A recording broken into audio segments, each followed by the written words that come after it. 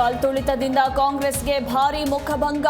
ಜೋಡೆತ್ತುಗಳನ್ನ ఢಿಲ್ಲಿಗೆ ಕರೆಸಿಕೊಂಡ high command. ಇಂದು ವರಿಷ್ಠರಿಗೆ ಮಾಹಿತಿ ನೀಡಲಿರುವ ಸಿಎಂ ಡಿಸಿಎಂ.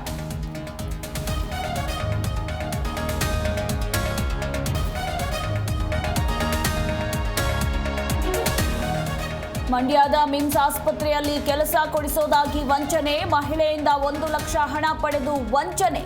ಹಣ ವಾಪಸ್ ಕೇಳಿದ್ದಕ್ಕೆ ಮಹಿಳೆಗೆ ಕಿರುಕುಳ.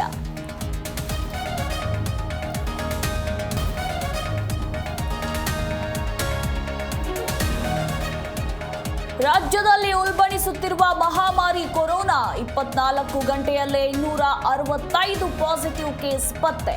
1220ರ ಗಡಿ ಕೋವಿಡ್ ಪ್ರಕರಣಗಳು.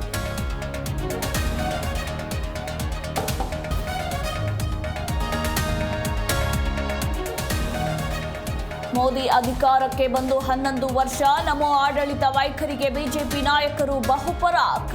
ಪ್ರಚಾರದಿಂದಷ್ಟೇ ಎಂದು ಸಿದ್ದರಾಮಯ್ಯ ಲೇವಡಿ.